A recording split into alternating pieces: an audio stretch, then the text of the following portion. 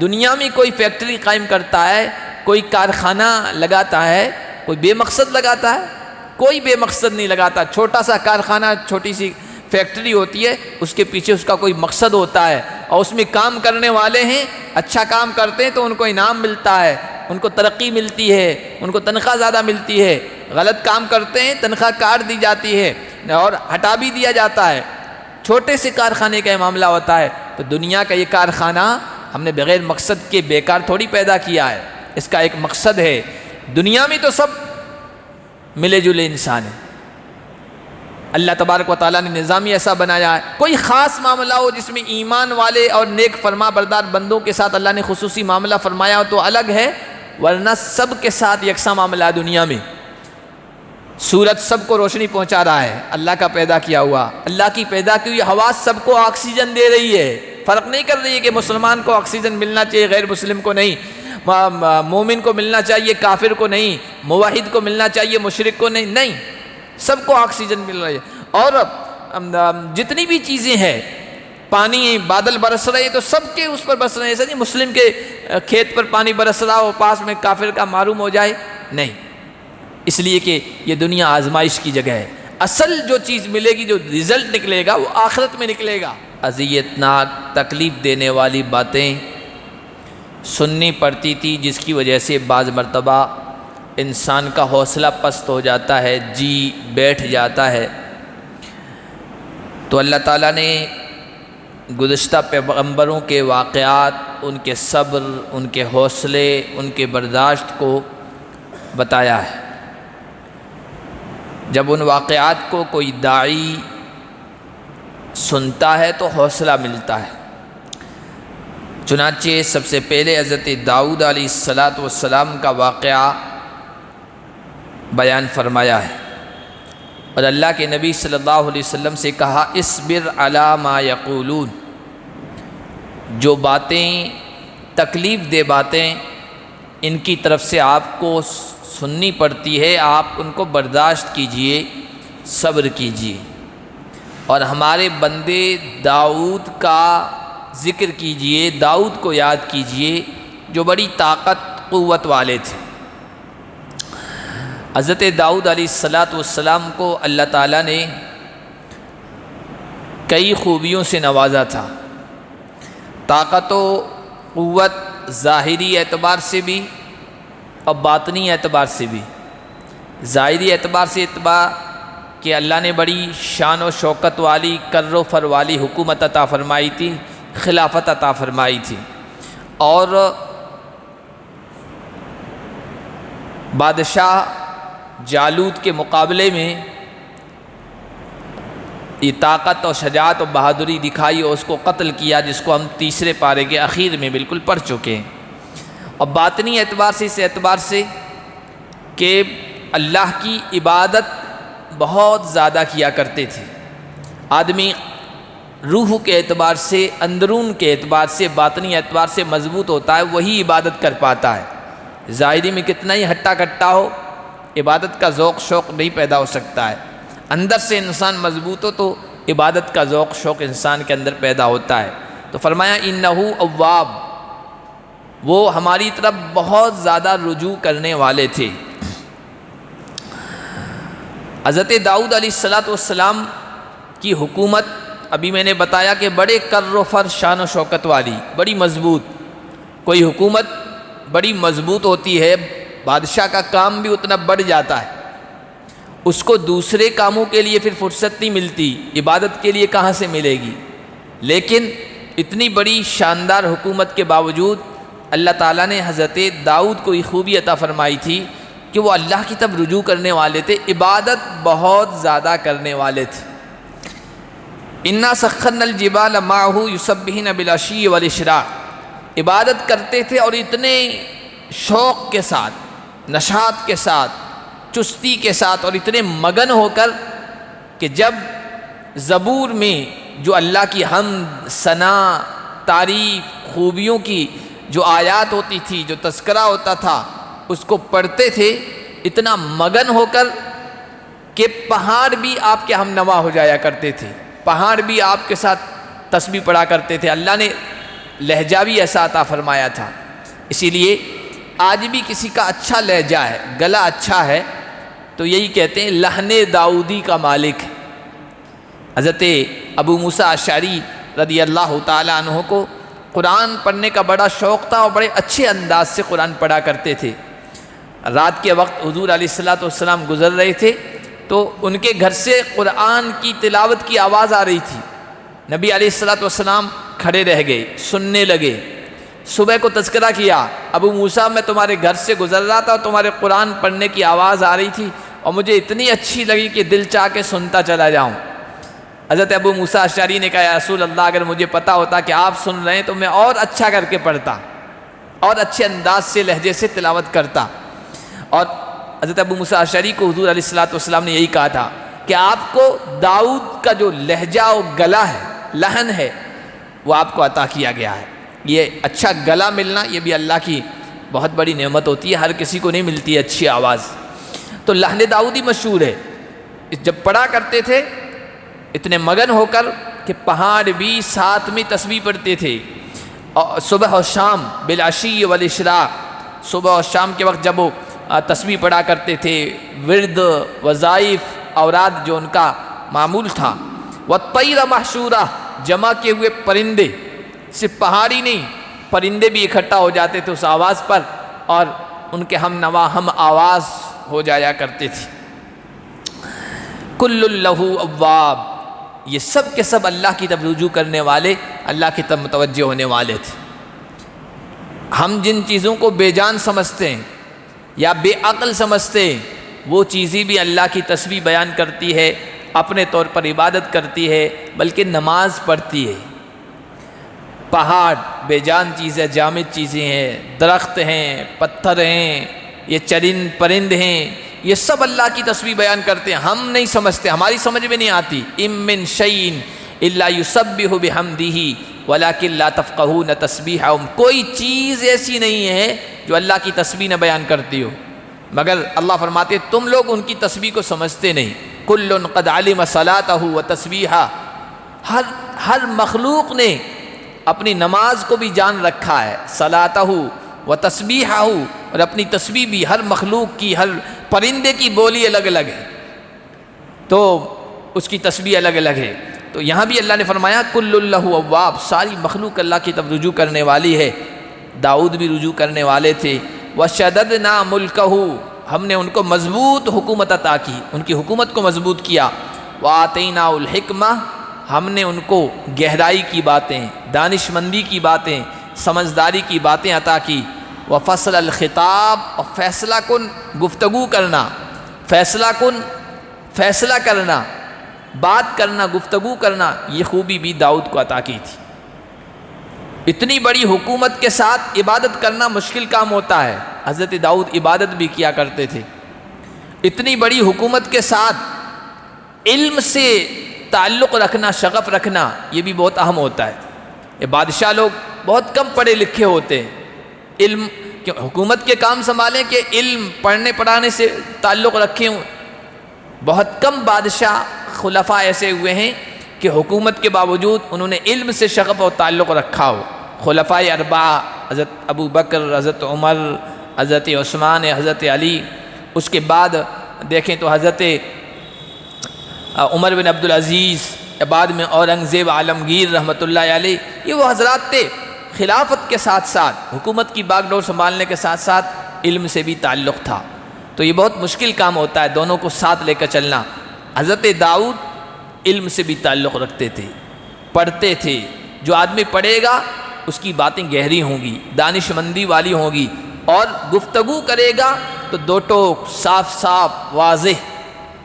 حضرت داؤد کو ہم نے یہ بھی دیا تھا۔ وَهَلْ أَتَاكَ نَبَأُ الْخَصْمِ إِذْ تَسَوَّرُوا الْمِحْرَابَ، اے نبی کیا آپ کو لڑنے جھگڑنے والوں کی خبر پہنچی؟ دو جھگڑنے والے حضرت داؤد علیہ السلام کے پاس آئے، اور آئے بھی عجیب انداز سے، عجیب طریقے سے۔ حضرت داؤد علیہ السلام مضبوط پہرے میں رہتے تھے، اور مضبوط پہرا اس وجہ سے ہوتا تھا کہ اللہ کی عبادت کرنے کا جو ٹائم ہوتا تھا نا، اس وقت پہرے داری مضبوط ہو جایا کرتی تھی کہ اس وقت کوئی اندر آ کر انٹرفیئر نہ کرے، دخل اندازی نہ کرے، اللہ کی طرف مکمل طور پر متوجہ ہوں، اللہ کی عبادت کر رہا ہوں۔ لیکن یہ دو آدمی دیوار پھاند کے آ گئے بڑے عجیب و غریب طریقے سے، تصور میں بھی نہیں تھا، حضرت داؤد بھی سوچ بھی نہیں سکتے تھے کہ ایسا کیسے ہو سکتا ہے۔ یہ کیوں ہوا؟ یہ اللہ کی طرف سے آزمائش تھی۔ ابھی میں نے بتایا حضرت داؤد علیہ السلام بہت زیادہ اللہ کی عبادت کرنے والے، بلکہ حضرت داؤد نے اپنے گھر کا نظام یہ بنا رکھا تھا، 24 گھنٹوں میں کوئی لمحہ کوئی وقت ایسا نہیں گزرتا تھا جس میں ان کے گھر میں کوئی نہ کوئی مصلی میں، محراب میں، عبادت خوالے کمرے میں عبادت نہ کر رہا ہو۔ ٹائم سیٹ کر رکھا تھا، اس ٹائم سے اس ٹائم تک فلاں گھر کا فرد یہ عبادت میں مشغول رہے گا، اس ٹائم سے اس ٹائم تک یہ تک خود کے لیے بھی ایک وقت متعین کر رکھا تھا کہ اس میں اللہ کی عبادت کروں گا۔ تو ایک مرتبہ اپنے متعلقین اور دوست احباب کے ساتھ بیٹھے تھے اور ایسے ہی فخریہ انداز سے، فخر والے انداز سے کہا کہ اللہ، کوئی گھر ایسا بھی ہوگا داؤد کے گھر جیسا کہ جس میں کوئی لمحہ ایسا نہیں گزرتا ہے تیری تحمید، تیری حمد، تیری بڑائی، تیری کبریائی، تیری تسبیح اور تیرے گن گائے نہ جا رہے ہو اور عبادت نہ کی جا رہی ہو، کوئی گھر ایسا ہو سکتا ہے؟ ایسا تھا بھی نہیں، لیکن حضرت داؤد کا جو لہجہ تھا وہ فخر والا انداز تھا۔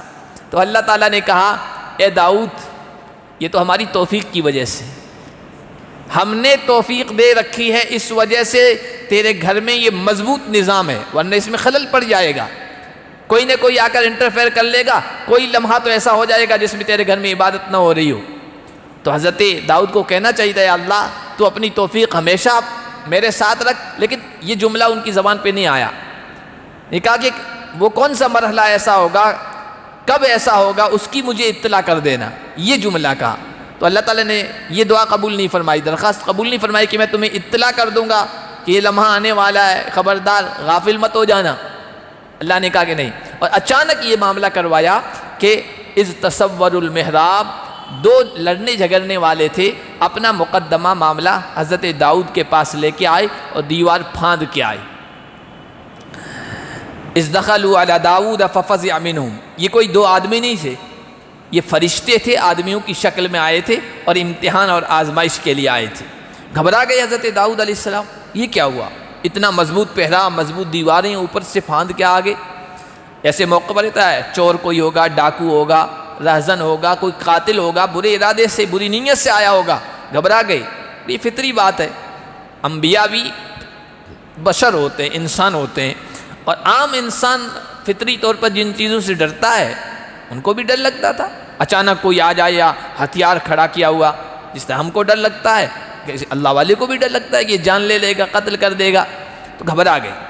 قالوا لا تخف، انہوں نے کہا کہ ڈریے مت، خصمان بغى بعضنا على بعض، ہم کسی بری نیت، برے ارادے سے نہیں آئے، ہم دو آپس میں جھگڑنے والے ہیں، ایک نے دوسرے کے اوپر زیادتی کر لی ہے، آپ صحیح طریقے سے انصاف کے ساتھ ہمارے درمیان فیصلہ کر دیجیے۔ ولا تشتت، ظلم نہ کرنا، راہ سے نہ ہٹنا، صحیح صحیح فیصلہ کرنا اور صحیح سیدھے راستے کی طرف ہماری رہنمائی کرنا۔ پھر اپنا معاملہ سنایا، ان ھذا اخی، یہ میرا بھائی ہے، کوئی ضروری نہیں کہ سگا بھائی ہو، ایمان والا بھائی بھی ہو سکتا ہے، انسانی ناطے سے بھی بھائی ہو سکتا ہے، تمام انسان چاہے مشرک ہو، کافر ہو، غیر مسلم ہو، انسانی ناطے سے وہ ہمارے بھائی ہیں، اور ایمان والے بھی ایمانی ناطے سے، رشتے سے بھائی ہیں۔ تو کہا یہ ہمارا بھائی ہے، لہو 99 نعجہ ولی نعجۃ واحدہ، اس کے 99 دمبیاں ہیں بھیڑ اور میری ایک بھیڑ ہے۔ اصل میں یہ دونوں شراکت دار تھے، یعنی پارٹنرشپ میں کام کر رہے تھے، جانور رکھ رہے تھے، بھاگی داری تھی۔ اور اب معاملہ یہ ہوا کہ دونوں نے چاہا کہ اپنا معاملہ الگ الگ کر لیں، جس کا جو سرمایہ ہے جتنا ہے اس حساب سے دونوں تقسیم کر لیں۔ تو یہ کوئی ضروری نہیں ہے کہ دمبیاں ہی ہوں، یہ ایک مثال کے ذریعے سے حضرت داؤد کو آزمایا گیا، اور اس طریقے سے انہوں نے جو فخریہ طور پر ایک جملہ کہا تھا کہ میرا گھر ایسا گھر ہے، شاید دنیا میں کوئی ایسا گھر ہو جہاں اللہ کی اس طرح عبادت ہو رہی ہو، یہ جملہ حضرت اللہ کو پسند نہیں آیا تھا۔ جیسے حضرت موسیٰ نے تقریر کی، شاندار تقریر کی. تقریر ختم ہوئی، اس کے بعد ایک آدمی کھڑا ہو گیا مجمع سے کہ یار آج تو بہت شاندار تقریر کی، آپ سے زیادہ کوئی علم والا ہو سکتا ہے؟ تو ایسے موقع پر جو جملہ ہونا چاہیے کہ بھائی ایک سے ایک بندے بیٹھے ہیں اللہ کے، ہو سکتے ہیں فوق کل ذی علم علیم، ہر علم والے سے بڑھ کر کوئی نہ کوئی علم والا ہے. اور حضرت موسیٰ نے جملہ کہا کہ نہیں میں ہی ہوں، اور حقیقت کے اعتبار سے تھے بھی، کیونکہ وہ اللہ کے پیغمبر تھے، وقت کے پیغمبر تھے. وقت کے پیغمبر سے بڑھ کر تو کوئی علم والا نہیں تھا.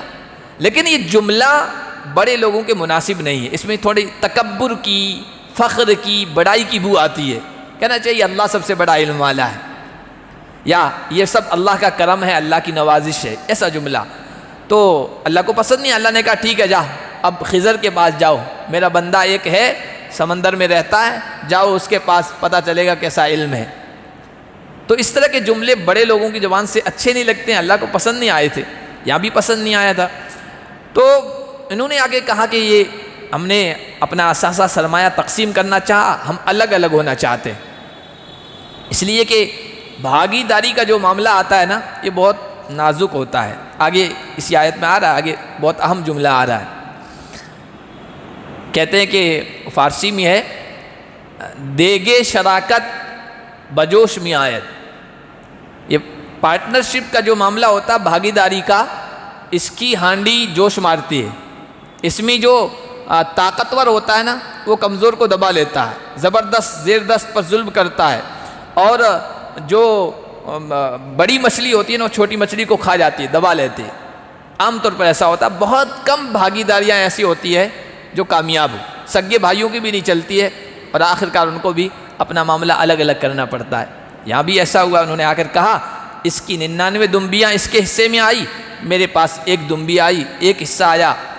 اور یہ کہہ رہا ہے اکفلنی ہاں وعزنی فی الخطاب. بھائی ایک دمبی ہے، ایک بھیڑ ہے، تو ایک کے پیچھے اپنا ٹائم ضائع کرے گا، کہاں اس کو چراتا پھرے گا؟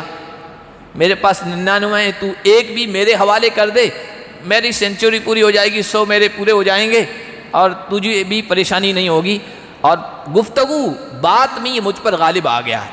بعض لوگ ایسے ہوتے ہیں غلط، لیکن بات کرنے کا انداز سلیقہ ایسا ہوتا ہے کہ سامنے والے کو دبا دیتے.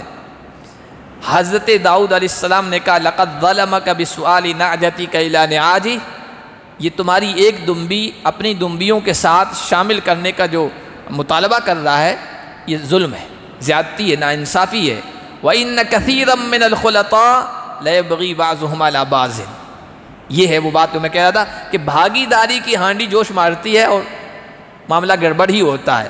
قرآن کہہ رہا ہے داؤد کی زبانی کہ اکثر پارٹنرشپ میں کام کرنے والے بھاگیدار لوگ ایک دوسرے کے اوپر زیادتی کرتے ہیں، ناانصافی کرتے ہیں، ظلم کرتے ہیں. ہاں جو ایمان والے ہیں اور نیک عمل کر رہے ہیں ان کو اللہ کا خوف ہوتا ہے، اللہ کا ڈر ہوتا ہے، تو وہ تو بچے ہوئے ہیں. وَقَلِيلٌ مَّا هُمْ، ان کی تعداد ہی کیا ہے، انگلیوں پر ایسے لوگ گنے چنے جانے والے ہیں، بس بہت کم لوگ ایسے ہیں. قلیل ما ہم، اور جن کا ایمان مضبوط ہوگا، جن کے نیک اعمال کا مزاج ہوگا. اور آج کل کا تو زمانہ عجیب ہے، نیک اعمال بھی کر رہے ہیں اس کے بعد بھی حق ہڑپ کر رہے ہیں، اور بھاگیدار کے ساتھ بددیانتی کر رہے ہیں، خیانت کر رہے ہیں، دھوکہ کر رہے ہیں.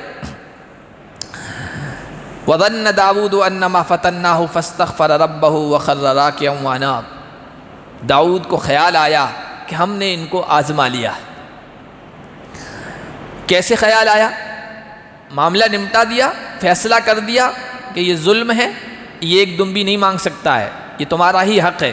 اس کے بعد وہ دونوں اچانک غائب ہو گئے. فرشتے تھے، اچانک غائب ہوئے نا، تو اب ماتھا ٹھنکا حضرت داؤد کا. اللہ نے جو کہا تھا نا کہ یہ جو تم عبادت کرتے ہو، تمہارے گھر میں 24 گھنٹوں میں کوئی لمحہ ایسا نہیں گزرتا ہے جس میں عبادت نہ ہو رہی ہو، یہ ہماری توفیق سے ہے. ہم توفیق چھین لیں تو خلل پڑ جائے گا تمہارے نظام میں. اور ہو گیا. یہ اچانک آئے، اپنا معاملہ سنایا، بات چیت ہوئی اور چلے گئے. حضرت داؤد کو خیال آیا کہ دیکھو اتنی دیر جتنی دیر گفتگو ہوئی ہے اللہ کی عبادت نہیں ہو سکی، اللہ نے توفیق اٹھا لی تو دیکھو خلل پڑ گیا، فوراً ماتھا ٹھنکا کہ اللہ نے بالکل صحیح کہا کہ اگر ہم آزمائیں گے تو خلل پڑ جائے گا۔ احساس ہو گیا، اللہ سے استغفر ربہ فاستغفر ربہ، توبہ کی، اے اللہ معاف فرما دے۔ بڑے لوگوں کی معمولی چیزیں جو گناہ نہیں ہوتی ہے، خطا نہیں ہوتی ہے، لیکن ان کی شان کے موافق نہیں ہوتی ہے تو اس کو خطائی سمجھا جاتا ہے، اور اللہ کا دربار ہے اس لیے اس کو گناہ تصور کر کے کہا پروردگار مجھے معاف کر دے، اور رکوع میں چلے گئے، اللہ کی طرف متوجہ ہو گئے، اللہ کی طرف فوراً توجہ کی۔ اللہ کہتے ہیں غفرنا لہ ذالک، ہم نے ان کا اس کوتاہی کو معاف کر دیا، اور بے شک ہمارے یہاں ان کا بڑا رتبہ ہے۔ جو اپنے غلطی کا احساس ہوتے ہی اللہ کی طرف رجوع کر لینا، اسی کو توبہ کہتے ہیں، تو ایسا بندہ اللہ کے ہاں بہت مقرب بن جاتا، محبوب بن جاتا ہے۔ اور یہ تو پیغمبر تھے، وحسن مآب، اور اچھا انجام ہے، نیک انجام ہے ہمارے ہاں داؤد کے لیے۔ اللہ نے ان کی کوتاہی کو معاف کر دیا۔ اب پھر آگے اللہ تعالیٰ نے حضرت داؤد جو کہ خلافت، حکومت ان کے حوالے تھی، اللہ تعالیٰ نے ان کی فرائض، ان کی ذمہ داریاں بتائی ہے۔ اے داؤد، ہم نے تم کو زمین میں خلیفہ بنایا ہے، حکومت سلطنت عطا کی ہے، لوگ آپ کے پاس آتے ہیں فیصلہ کروانے، لہٰذا تم لوگوں کے درمیان انصاف سے فیصلہ کرنا اور خواہشات کے پیچھے مت پڑنا۔ اکثر ایسا ہوتا ہے، غلط فیصلے جو ہوتے ہیں نا، سب سے پہلی چیز خواہشات۔ انسان اپنے ہوا پر، نفس کی چیزوں پر اور کہ اس کے مطابق فیصلے کرتا ہے۔ دنیا میں آج کل یہی ہو رہا ہے، جس کے پاس حکومت آ گئی، پاور آ گیا، طاقت آ گئی، قوت آ گئی، وہ اپنے حساب سے فیصلے کروا ہے۔ تو سب سے پہلے ناانصافی کی جو وجہ ہوتی ہے وہ خواہش، اور دوسری وجہ ہوتی ہے رشوت، یا پاور اور حکومت والے غلط فیصلے کر رہے ہیں، ناانصافی کر رہے ہیں، قانون شکنی کر رہے ہیں، انصاف کے تقاضوں کو پامال کر رہے ہیں، یا جو جج ہیں، فیصلے کرنے والے ہیں، وہ رشوت کی لالچ میں ان کو پیسے دیے جا رہے ہیں اور وہ حقائق کو ختم کر دیتے ہیں، موڑ دیتے ہیں، غلط فیصلے کر رہے ہیں۔ اسی وجہ سے آج عام لوگوں کو انصاف ملنا مشکل ہو گیا ہے۔ پیسے والے پیسے پھینک کر تماشا دیکھتے ہیں اور سب کچھ کر لیتے ہیں، جیل میں بیٹھ کر اپنا سب کچھ کر لیتے ہیں، انتظام کر لیتے ہیں پیسے کا۔ کیوں؟ رشوت پھینک دی۔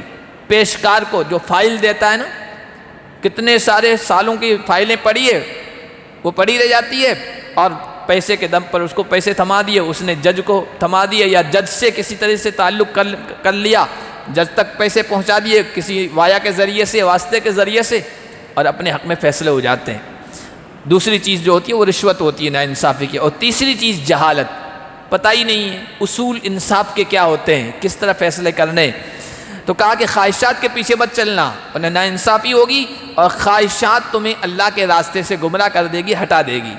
ان الذین یضلون عن سبیل اللہ، اور جو لوگ اللہ کے راستے سے بھٹک جاتے ہیں ان کے لیے سخت عذاب ہے۔ اور بھٹکتے کیوں ہیں؟ ناانصافی کیوں ہوتی ہے؟ غلط فیصلے کیوں ہوتے ہیں؟ اس وجہ سے کہ بما نسوا یوم الحساب، حساب کے دن کو بھول جاتا ہے انسان، آخرت کو بھول گیا، اس چیز کو ذہن سے نکال دیا، یا یہ چیز دماغ سے نکل گئی کہ مجھے بھی مرنا ہے، اللہ کے سامنے حاضر ہونا ہے، حساب کتاب ہونا ہے، اور اچھا یا برا جو بھی کروں گا اس کا سامنا کرنا ہے۔ یہ چیز ذہن سے نکل جاتی ہے، اس وجہ سے انسان غلط فیصلے کرتا ہے۔ وما خلقنا السماء والارض وما بینہما باطلا، اور دیکھو حساب کا تو سب کو سامنا کرنا ہے، اس لیے اس دنیا میں انصاف کے ساتھ ہر چیز کرنا چاہیے۔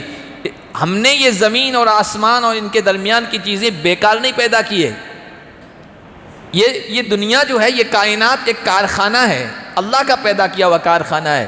دنیا میں کوئی فیکٹری قائم کرتا ہے، کوئی کارخانہ لگاتا ہے، کوئی بے مقصد لگاتا ہے؟ کوئی بے مقصد نہیں لگاتا۔ چھوٹا سا کارخانہ، چھوٹی سی فیکٹری ہوتی ہے، اس کے پیچھے اس کا کوئی مقصد ہوتا ہے، اور اس میں کام کرنے والے ہیں، اچھا کام کرتے ہیں تو ان کو انعام ملتا ہے، ان کو ترقی ملتی ہے، ان کو تنخواہ زیادہ ملتی ہے۔ غلط کام کرتے ہیں، تنخواہ کاٹ دی جاتی ہے اور ہٹا بھی دیا جاتا ہے۔ چھوٹے سے کارخانے کا معاملہ ہوتا ہے، تو دنیا کا یہ کارخانہ ہم نے بغیر مقصد کے بیکار تھوڑی پیدا کیا ہے، اس کا ایک مقصد ہے۔ دنیا میں تو سب ملے جلے انسان ہیں، اللہ تبارک و تعالیٰ نے نظام ہی ایسا بنایا ہے۔ کوئی خاص معاملہ ہو جس میں ایمان والے اور نیک فرما بردار بندوں کے ساتھ اللہ نے خصوصی معاملہ فرمایا ہو تو الگ ہے، ورنہ سب کے ساتھ یکساں معاملہ ہے۔ دنیا میں سورج سب کو روشنی پہنچا رہا ہے، اللہ کا پیدا کیا ہوا، اللہ کی پیدا کی ہوئی ہوا سب کو آکسیجن دے رہی ہے، فرق نہیں کر رہی ہے کہ مسلمان کو آکسیجن ملنا چاہیے غیر مسلم کو نہیں، مومن کو ملنا چاہیے کافر کو نہیں، موحد کو ملنا چاہیے مشرک کو نہیں، نہیں، سب کو آکسیجن مل رہی ہے۔ اور جتنی بھی چیزیں ہیں، پانی بادل برس رہے تو سب کے اس پر برس رہے ہیں، ایسا نہیں مسلم کے کھیت پر پانی برس رہا ہو پاس میں کافر کا معروم ہو جائے، نہیں، اس لیے کہ یہ دنیا آزمائش کی جگہ ہے۔ اصل جو چیز ملے گی، جو رزلٹ نکلے گا وہ آخرت میں نکلے گا۔ تو اللہ نے یہ دنیا اس طرح بنائی ہے کہ اس میں سب برابر ہیں۔ اب اچھے کو اچھے کا بدلہ ملے، برے کو برے کی سزا ملے، تو اس کے لیے کوئی نہ کوئی دن ہونا چاہیے، ورنہ تو اندھیر نگری ہو جائے گی، اچھے بھی اور برے سب یکساں نہیں۔ اس کے لیے ایک دن ہے، وہ حساب کا دن ہے جسے ہم آخرت کہتے ہیں۔ ذالک ظن الذین کفروا، جو یہ سوچتے ہیں نا کہ بس یہ دنیا ہے، یہ کائنات ہے، یہ زمین ہے، یہ آسمان ہے، یہ وجود میں آ گئی اور ختم ہو جائے گی، بس حساب کتاب کچھ نہیں، یہ ان لوگوں کا گمان ہے، خیال ہے جو کفر کر رہے ہیں، جو انکار کر رہے ہیں۔ فویل للذین کفروا من النار، ایسے انکار کرنے والوں کے لیے جہنم کی تباہی ہے، بربادی ہے۔ ام نجعل الذین آمنوا وعملوا الصالحات کالمفسدین فی الارض، اللہ فرما رہے ہیں جو ایمان لے آئے، جو اچھا کام کر رہے ہیں، نیک عمل کر رہے ہیں، کیا زمین میں فساد برپا کرنے والوں کی طرح ہم ان کو کر دیں گے؟ سب برابر، ایسا نہیں ہے۔ ام نجعل المتقین کالفجار، ہم سے ڈرنے والوں کو، متقیوں کو فاسقوں فاجروں گنہگاروں کی طرح کر دیں گے؟ سب کا ایک ہی مول، ایک ہی بھاؤ؟ نہیں، ایسا نہیں ہے۔ اور ان کے درمیان فرق کرنے کے لیے کہ جو اچھا عمل کر رہے ہیں ان کو انعام دیا جائے، ان کو تمغہ دیا جائے، ان کو شیلڈ دی جائے، ان کو رتبے دیے جائیں، اور جو غلط کر رہے ہیں ان کو کیفر کردار تک پہنچایا جائے، ان کو سزا دی جائے۔